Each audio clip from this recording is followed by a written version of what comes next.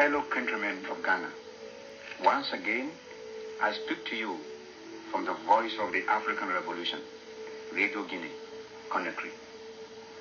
It is not insignificant that the voice of the African Revolution should be the medium through which I speak to you. The instigated rebellion by certain army and police officers in Ghana was directed not only against Ghana, but also against the African Revolution and the unity and independence of our continent.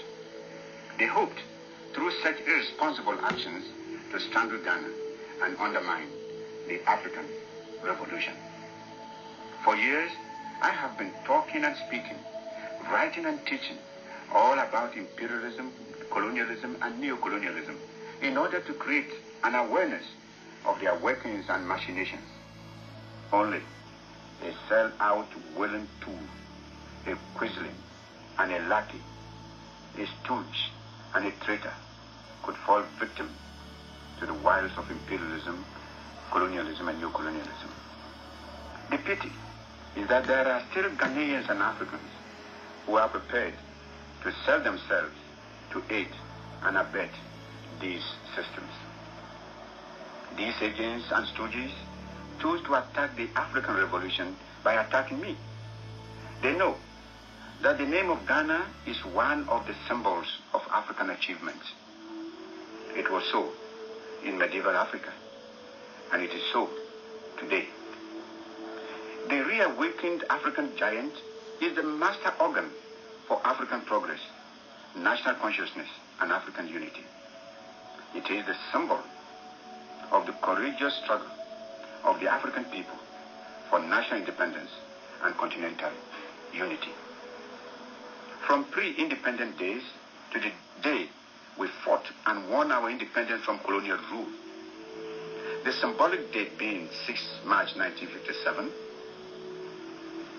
Ghana has thrown herself freely and boldly into the struggle for African emancipation.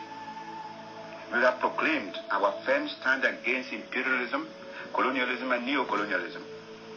We have unflinchingly stated that the independence of Ghana was meaningless unless it was linked up with the total liberation of the African continent.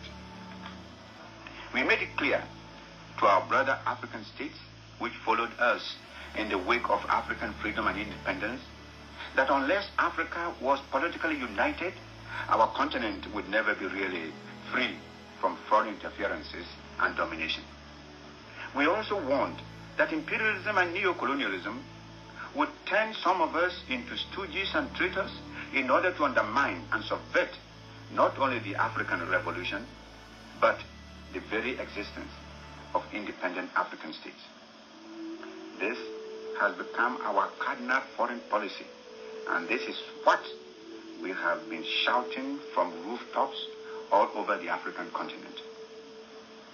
The African freedom fighters joined us in the struggle, and we welcome them as worthy sons and daughters of Africa who shared our hopes for a united revolutionary Africa.